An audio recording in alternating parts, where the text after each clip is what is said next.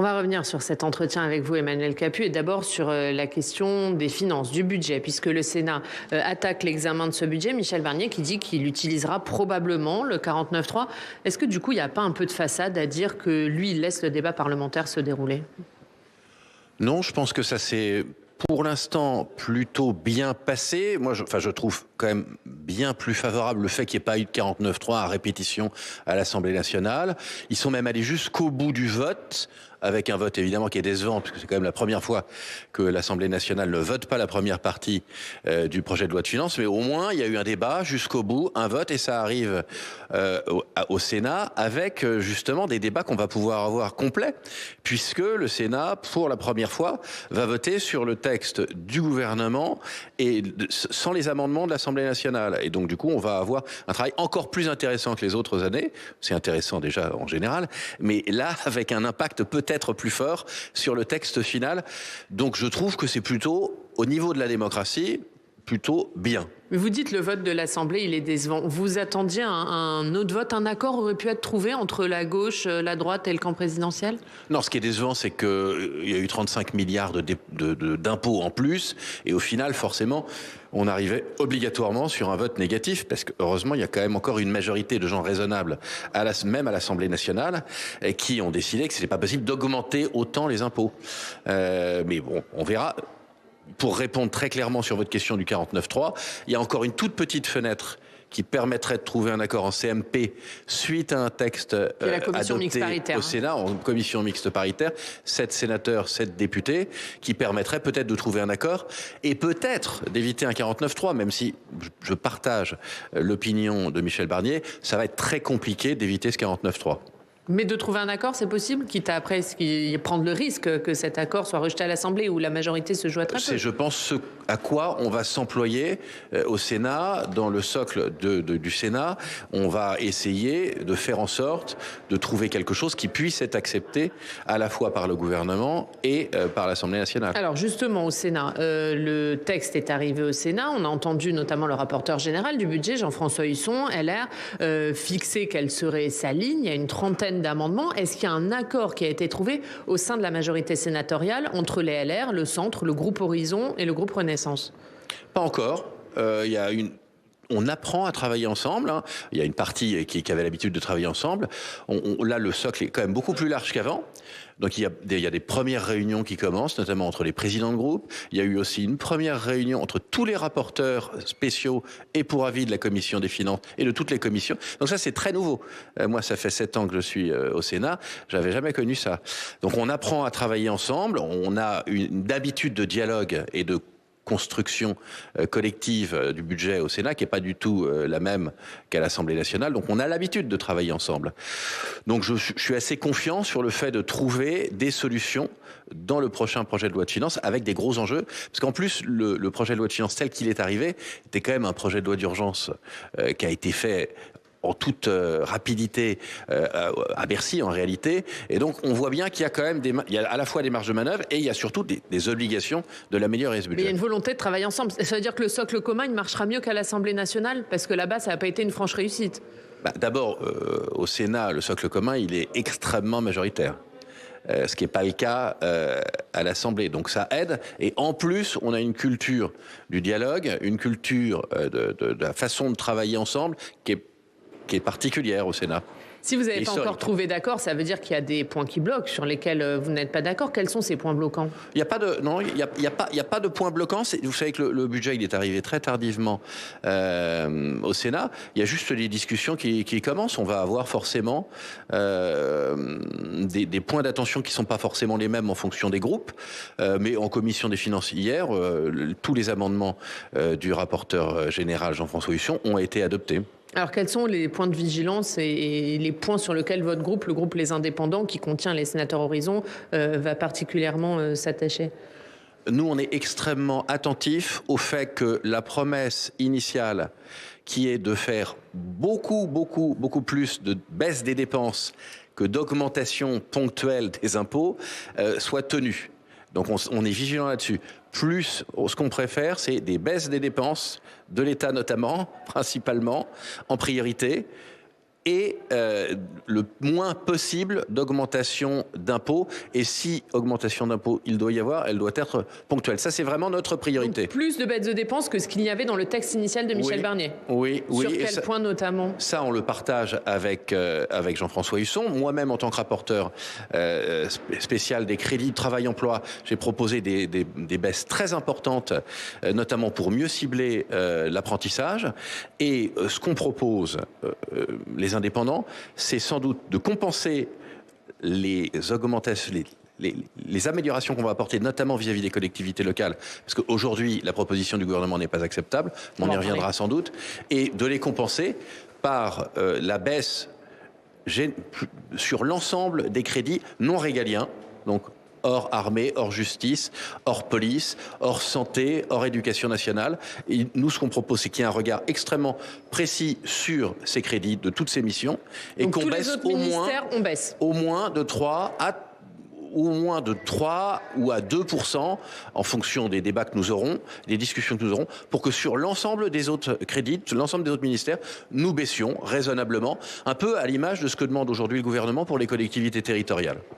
Bon, avant de revenir sur les collectivités territoriales, il y a un point sur lequel le Sénat ne semble pas d'accord avec le gouvernement, c'est la question de la taxe sur l'électricité. Le Sénat ne veut pas de la hausse de cette taxe. Est-ce que là-dessus, vous êtes d'accord avec le gouvernement ou vous êtes d'accord avec la majorité sénatoriale ?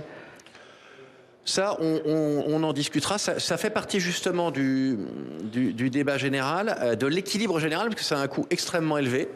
Donc il faut qu'on trouve ça devait rapporter 3 à 4 milliards. Il faut qu'on trouve un équilibre, parce qu'il y a 3 à 4 milliards à trouver. Donc ça fait partie des discussions. Si c'est pas équilibré, ça pose un problème. Donc, mais là, la compensation, par exemple, le Sénat dit on va compenser par une hausse sur le gaz. C'est pas suffisant. La hausse sur le gaz ne compense pas totalement. C'est 1 milliard, même voilà. Un petit peu moins. Donc, vous voyez, vous l'avez dit. Donc 3 milliards d'un côté, 1 milliard de l'autre. Donc là, je pense qu'il faudra trouver une solution. Effectivement, je n'ai pas la réponse aujourd'hui. Mais sur le principe, c'est oui à cette hausse, en tout cas à la suppression de cette hausse, si les 2-3 milliards qui manquent sont compensés ailleurs. Si c'est compensé ailleurs, oui. Sinon, ça pose un problème. Sur la question des collectivités, on va parler tout à l'heure spécifiquement des départements, mais évidemment, il n'y a pas que les départements dans les collectivités. Le gouvernement demande 5 milliards d'efforts aux collectivités. Ça, pour vous, c'est non ? Ça, pour nous, c'est non, clairement. 5 milliards, non pas parce qu'on n'a pas... Il faut être très clair sur le fait que les collectivités territoriales, elles ont conscience des difficultés du budget, de l'État. Elles savent et elles sont prêtes à participer à l'effort national. Ce qu'elles veulent juste, c'est que l'effort il soit juste, équitable et supportable. Or, ici, on l'a vu hier dans nos débats, beaucoup de conseils départementaux ne pourront pas supporter une telle hausse de leur charge, une telle ponction sur leur budget. Pourquoi ? Parce qu'elles font face d'ores et déjà à une augmentation de la masse salariale, à une augmentation de leurs dépenses, donc elles ne pourront pas supporter une telle dépense. Et de la même façon, pour les communes, pour les intercommunalités, ça n'est pas supportable. Donc, ce qu'il faut, c'est réduire la voilure. J'espère que Michel Barnier va avancer dans ses propositions aujourd'hui. L'idée, et ça que nous partageons au sein du SOC, c'est de passer de 5 à 2 ou 3 milliards d'efforts. Ça suppose, et ça a déjà été voté cette semaine en commission des finances du Sénat, de renoncer à la modulation du remboursement de FCTVA. C'est un peu technique, mais enfin, faut que le gouvernement renonce à ces 800 millions et il reste il reste pas mal de 1,2 à 2,2 milliards d'euros à trouver. Ça passe certainement par une meilleure répartition, notamment du fonds de réserve qui est proposé, qui est de 3 milliards aujourd'hui.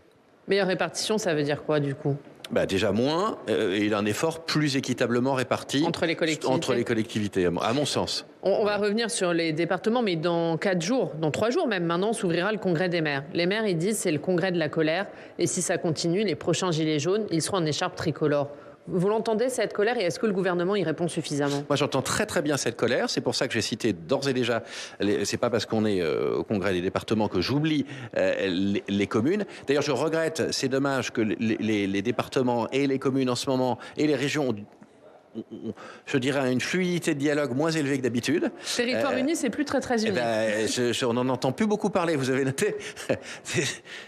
Donc, faudrait déjà...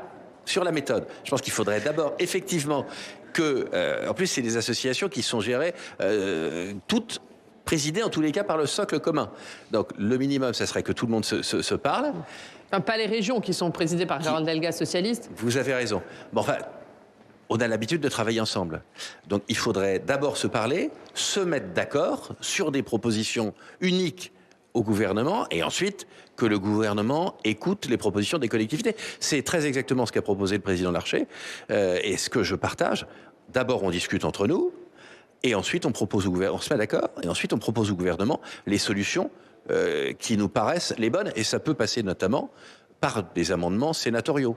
C'est tout à fait le lieu des débats au Sénat de faire ces propositions après un dialogue nourri avec les territoires unis et de trouver une solution avec le gouvernement. Est-ce que la solution sur les finances, notamment, elle passe par la création d'un nouvel impôt? Ce matin, Michel Barnier, dans Ouest France, il dit non. Est-ce que pour vous, il faut quand même réfléchir à ça? Certains le pensent.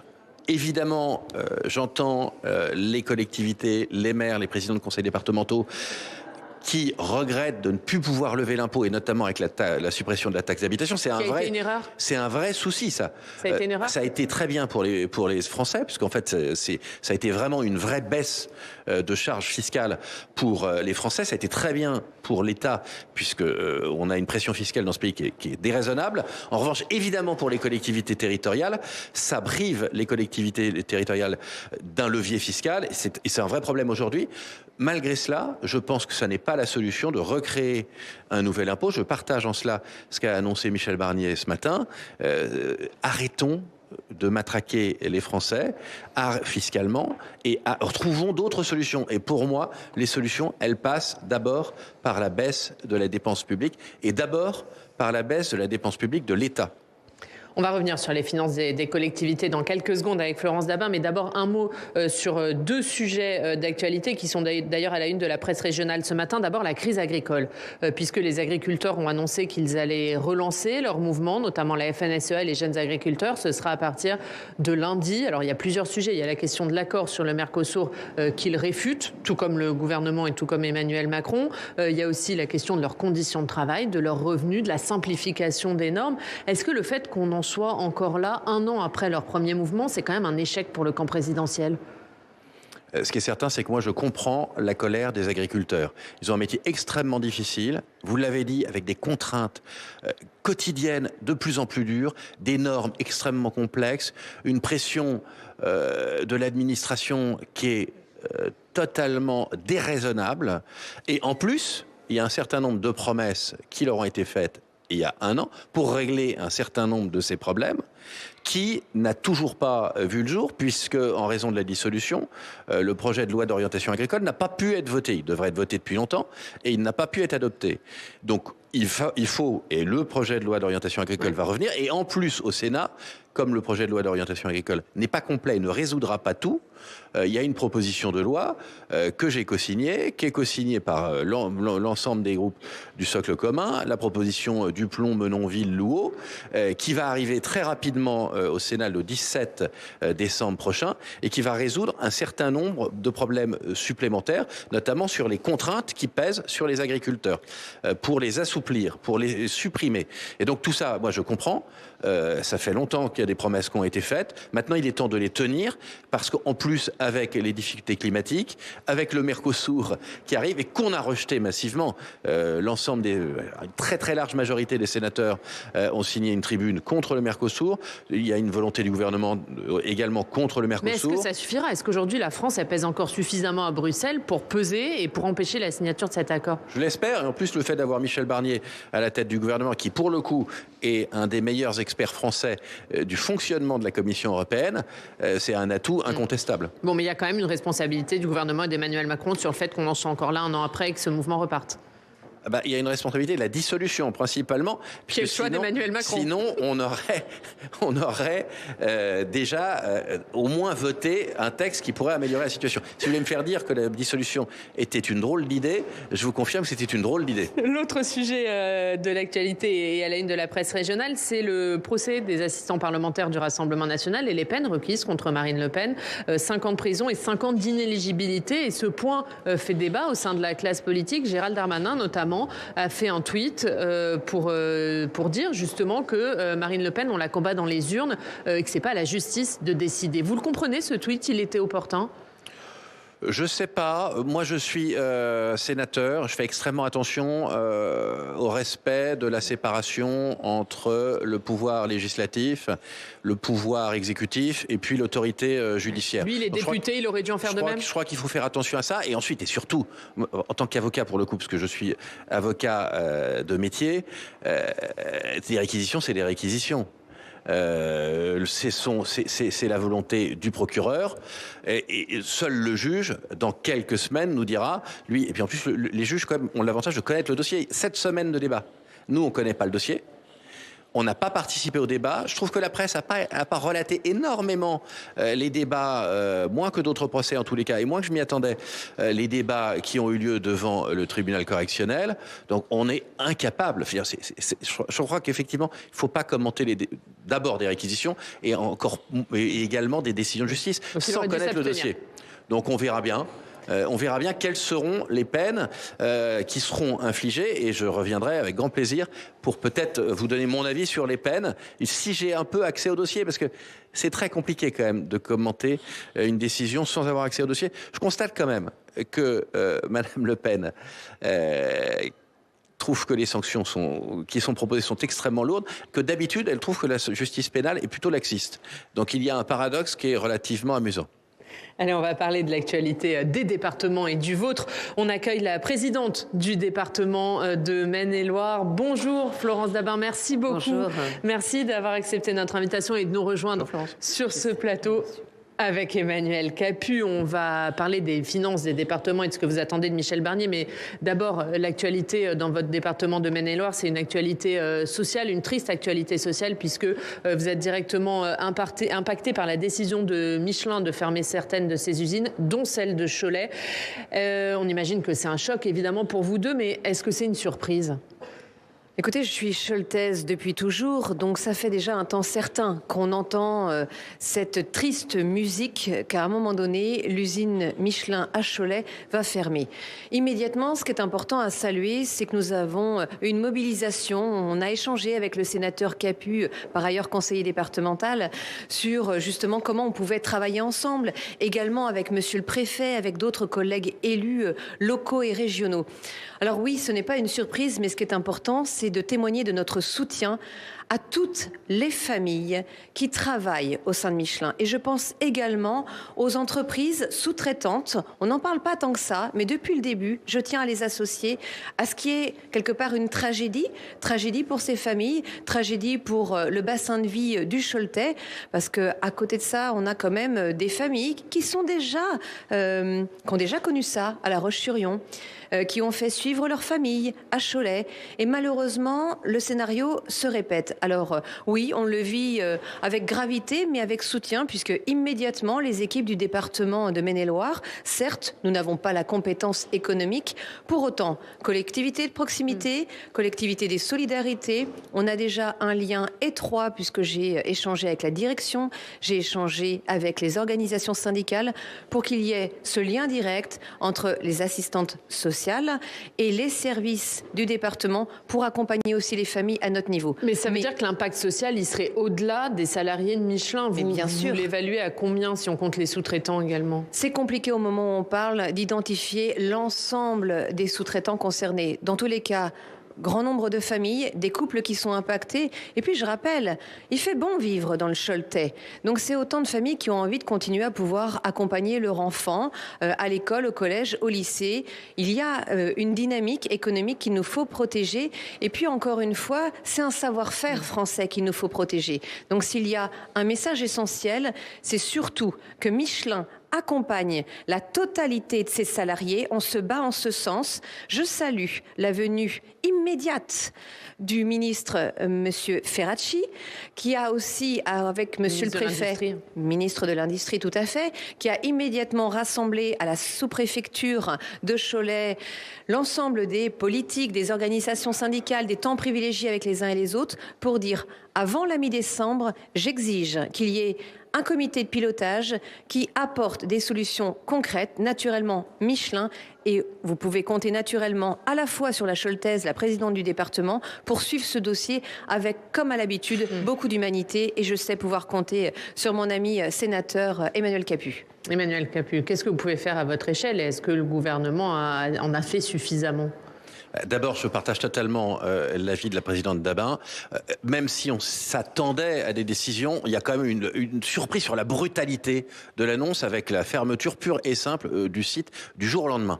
Donc on a tout de suite manifesté notre soutien et surtout notre mobilisation à la Scholtaise, à Langevin, de tous les élus locaux, de toutes les collectivités, derrière les salariés, de toute la classe politique et de toutes les organisations syndicales pour soutenir les salariés et mettre en place très rapidement, avec l'intervention immédiate de Marc Ferracci, le ministre de l'Industrie, un comité de pilotage, un comité de mise en place du suivi des engagements de Michelin, puisque Michelin a pris des engagements, et donc il faut qu'on le marque à la culotte, je dirais, pour le suivre ces engagements et que les engagements qui ont été pris, les promesses qui ont été faites aux salariés, à leurs familles, de retrouver un travail immédiatement, de reclassement individualisé de chacun, de faire un plan de sauvegarde de l'emploi massif et surtout aussi de revitaliser le site, c'est-à-dire que le site de Michelin retrouve le plus rapidement possible une activité. Tout ça, ça a été mis en place très rapidement,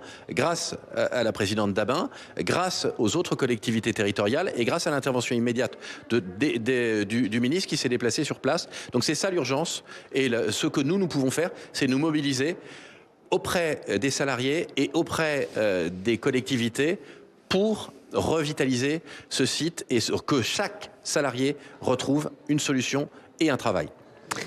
On va parler de ces assises et de Michel Barnier qui viendra donc les clôturer. Ce sera en fin de matinée. Michel Barnier qui ce matin, dans une interview à Ouest France, dit « Les départements ont des dépenses contraintes qui augmentent. Je veux leur dire que nous allons tenir compte de cette spécificité très forte et que ça se traduira par des ajustements significatifs dans le budget. » C'est une phrase qui est un peu floue. Qu'est-ce que vous attendez de son discours plus précisément sur ce sujet? Comment ça doit se traduire concrètement? Alors concrètement, déjà remercier la venue du Premier ministre qui va arriver dans quelques minutes, qui va du coup pouvoir écouter toutes les prises de parole. Remercier aussi l'ensemble des membres de son gouvernement qui depuis hier ont assisté aux tables rondes, ont participé, ont déjà glissé des méthodes de travail, une forme d'engagement. Donc naturellement, la clôture revient tout légitimement à Monsieur le Premier ministre. Concrètement, on a besoin d'une liberté davantage. Alors, je commencerai peut-être déjà par dire que naturellement, les départements vont participer à l'effort national parce qu'on aime notre pays et on est conscient de la grande fragilité financière qui est la sienne. Tous les départements, ou est-ce que vous dites que les départements en difficulté doivent être exclus de cet effort? Naturellement, ceux qui sont déjà en difficulté y ont déjà participé d'une certaine manière. Mais il n'empêche, on a cette sensibilité, cette prise de conscience et qui fait que quelque part, nous sommes tous réunis. Juste un chiffre, plus de 1300 congressistes, ça en dit long sur la mobilisation des départements ici en Anjou, à Angers, pour ces assises. Alors concrètement, ce qu'on attend du Premier ministre, c'est qu'il... Et il l'a glissé, et vous avez la délicatesse de le rappeler. Légitimité, naturellement, des départements, un savoir-faire, cette proximité, une connaissance parfaite des terrains, un échelon territorial. Le couple, je me permets de m'exprimer ainsi, entre les communes, les départements, pour continuer à accompagner, j'ai envie de dire, du début de la vie jusqu'au crépuscule de la vie, on est dans le quotidien de chacun. S'il y a une vertu à la difficulté que l'on traverse, c'est justement que nous soyons unis et que tout le monde découvre ou redécouvre à quel point nous sommes essentiels. Alors, besoin d'avoir davantage de liberté, une autonomie financière et fiscale, qu'on arrête, et on le dit chaque année, l'ensemble des départements compensent 17 milliards d'euros. C'est la hauteur de l'engagement, des manquements de l'État sur des compétences qui sont partagées, voire des compétences régaliennes. Pourquoi le faisons-nous? Parce que jusqu'alors, on a pu financièrement faire des arbitrages en ce sens, des priorités. Sauf que maintenant, entre la chute de nos droits de mutation, la part de TVA qui n'est pas celle que l'on devait percevoir et l'augmentation des dépenses dans le domaine des solidarités qui reflète les mots MAUX de notre société, nous ne sommes pas en capacité de faire encore plus d'efforts. Et il en va de l'avenir de notre société parce qu'il ne faudrait surtout pas qu'on en arrive à un chaos et on maintient et c'est un discours qui est unanime, nous ne sommes pas en capacité, et j'insiste là-dessus, de choisir entre protection de l'enfance, accompagnement de l'autonomie, l'avenir de nos collégiens, les sapeurs-pompiers, ô combien essentiels, la sécurité des routes, pour ne donner que quelques exemples. Donc on attend de l'État qu'il nous accompagne davantage financièrement, qu'il nous facilite justement cette démarche-là, et puis honnêtement aussi qu'il prenne encore davantage la mesure de la simplification d'un certain nombre de dispositifs. Là aussi, il y a fort à faire dans les économies, côté État. Emmanuel Capus, puisque le Premier ministre parle ce matin dans Ouest France d'ajustements significatifs dans le budget sur les finances des départements. Ça doit être quoi ces ajustements ? Les ajustements, là, principalement, puisqu'on parle du PLF 2025, c'est une écoute et une prise en compte des difficultés de l'ensemble des collectivités, alors ce matin particulièrement des départements, pour comprendre que les 5 milliards qui sont proposés ne sont pas justes, ne sont pas équitables et surtout ne sont pas soutenables. Donc écoutez ce qu'on a proposé déjà au Sénat, la suppression du FCTVA, enfin pas la suppression du FCTVA, mais la suppression de la mesure de modulation du FCTVA qui touchera un certain nombre de collectivités, et des ouvertures, peut-être même des annonces, mais d'abord, si je comprends bien, des propositions d'ajustement pour qu'on fasse baisser la facture pour les collectivités qui sont toutes favorables à participer à l'effort national, mais à la hauteur de leur capacité. Concrètement, ça peut être quoi ? Ça peut être n'en ont plus les capacités aujourd'hui. Ça peut être une augmentation des droits de mutation, des frais de notaire, puisque Florence Dabin souligne qu'ils sont en chute. Ça peut être attribuer une part de CSG au département. Ça doit être quoi la réponse ? Et ça, on va voir. Les deux pistes que vous évoquez ont été effectivement sur la table. Je ne sais pas si c'est ça. Pour le coup, je n'ai aucune information. Je ne sais absolument pas si c'est ça qui va être retenu. Moi, ce qui compte pour moi, c'est que la facture de 5 milliards, on baisse à 2 ou 3 milliards d'euros. Ça me paraît atteignable et raisonnable. Je pense que Michel Barnier est un ancien président de conseil départemental. Ça aide. On a vu aussi le gouvernement qui a défilé hier. C'est quand même relativement nouveau, avec beaucoup de sénateurs. Enfin, en tout cas, beaucoup de ministres qui étaient sénateurs. Ça permet quand même de faciliter le dialogue. Donc, je n'ai pas la solution qui va être proposée. Ce qui est sûr, c'est qu'aujourd'hui, il y a un effort qui est surdimensionné sur les départements, ça c'est certain, sur certaines collectivités, ça c'est certain, et donc il faut revenir à un niveau raisonnable. C'est ce sur à quoi on s'emploie au Sénat, et je pense, j'ai vraiment très bon espoir, qu'on trouve un accord avec le gouvernement, peut-être aujourd'hui, peut-être demain dans les débats au Sénat. Un dernier mot, Florence Dabin, il nous reste 30 secondes. Oui, rapidement, dire que nous avons confiance, qu'il est essentiel de garder un dialogue permanent avec l'État, qu'en effet, la venue nombreuse de ministres connaissant parfaitement le rôle des acteurs terrains ont de toute façon, par leur prise de parole, assurer à quel point les départements étaient essentiels, parce que je le rappelle, nous sommes dans le quotidien de chacun des Français. Pour ce faire, encore une fois, on va se faire confiance. J'ai envie de dire, nous tendons la main au Premier ministre, qu'il prenne notre main, qu'il ne nous la lâche pas d'une certaine manière, et puis surtout que l'on protège ce pays, à quel point il est essentiel et crucial, encore une fois, que nous soyons aux côtés de celles et ceux qui en ont besoin, parce que au-delà des dépenses, on parle de millions, de milliards, ce sont des montants qui dépassent les Français. Ce qu'ils veulent, des réponses concrètes, pragmatiques, de proximité. C'est la raison pour laquelle nous sommes tous unis ici en Anjou pour ces assises. Merci Florence Dabin, merci beaucoup. On suivra évidemment le discours de Michel Barnier et sa réponse à vos inquiétudes. Et merci Emmanuel Capus d'avoir été avec nous chez vous à Angers.